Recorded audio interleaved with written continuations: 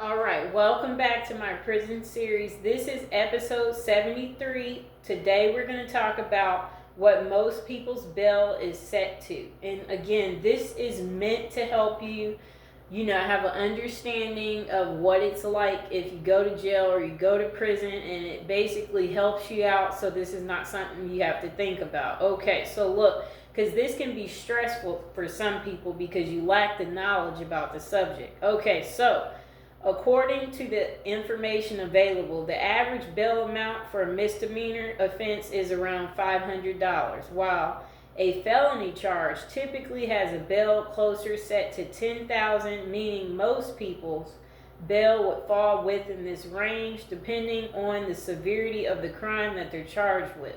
Okay, so here's some key points to remember about bail. Judge discretion. Okay, so the exact bail amount is determined by a judge based on the specific case and the defendant's circumstances, including the seriousness of the crime and the potential on if you're a flight risk. Okay, so also the variation is from jurisdiction. It goes by that. Okay, so bail amounts, they can vary significantly depending on the location and the local laws.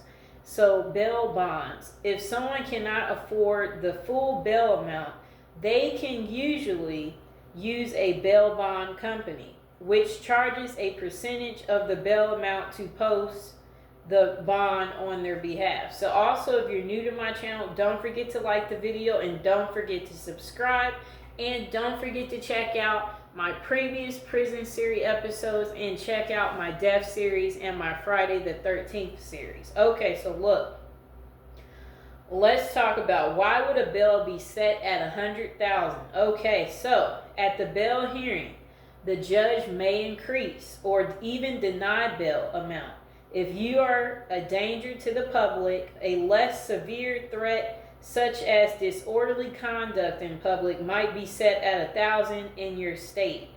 A more serious offense like armed robbery might be $100K. Okay, so also you can not be denied bail. Obviously, if you're like a terrorist and you obviously did lots of bad, you're like a serial killer, obviously you're going to be, why would we want you out in society? You see what I'm saying? So those people, they're always denied bail. Okay, so what's the most common type of bail? A surety bond in your most standard form of bail. That's your most standard. It will cost the defendant 10% of the total bail amount. The bail amount is always set by a judge who uses the circumstances of the criminal act to determine the amount of the charge. Okay, so is bail always 10%? You should never be asked to pay more than 10% of the total bail amount. In most states, including California, that's the maximum that a bail bond agent can legally charge you. There are some instances where you can pay less than that, however. Okay, so how much do you pay for a $500,000 bail? Okay, so a surety bond. Premiums are calculated as a small percentage of the bail amount. So 500,000 surety bonds typically cost 0.5 to 10% of the bond amount, or $2,500 or $50,000. Highly qualified applicants with strong credit might pay just $2,500 to $5,000, while an individual with poor credit will receive a higher rate.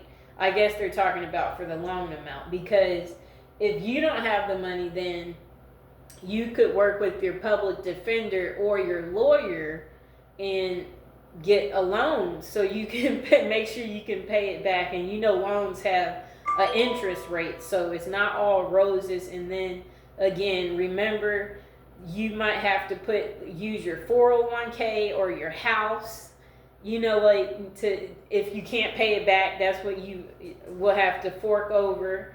So what is the highest bail ever set? $3 billion. And number one highest bail amount in history, Robert Durst. In 2003, Robert Durst found himself in a jail cell with a grand total of $3 billion over his head. The court set his bail this high not only because of the nature of his crime, but also because he was considered a flight risk.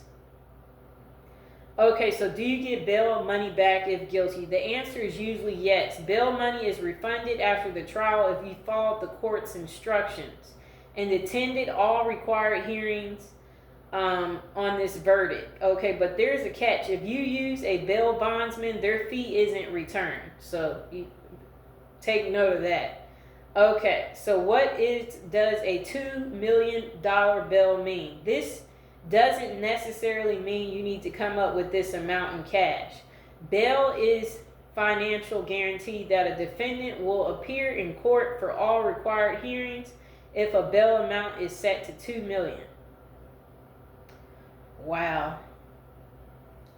Okay, so how much is a $200,000 bail? Okay, so that would be $20,000 to a bail bondsman. Okay, and the state mandates a standard 10% fee on the total bond amount. So that's that 10%. Okay, so if they say your bail is $50,000, then that means you have to come up with what? $5,000. Okay. Okay, how much is $750,000 bail? $75,000 that you have to come up with. Okay, so what does $3,000 bond mean? What does the full bond amount mean? The full bond amount, which could be something like $3,000, $7,000, $10,000, is what you agree to pay if you do not show up for court. Okay. Okay, so they said about okay, so what does a $50,000 bail bond usually mean? The court is asking for $50,000 in order to let you out of jail until your court date. If you pay the court directly, then you owe $50,000. If you hire a bail bondsman to service, then they usually charge a service fee of 10%, which would be $5,000. You guys getting the hang of this a little bit? Why do you only pay 10% of bail? If you work with a bail bonds agent to post bail, you'll be required to pay around 10% of the total bail amount. This is due to California state mandates, and rates can only be negotiated in specific terms. Okay, so that was that. I'm seeing if there is any more interesting comments. What is the blah, blah, blah, blah.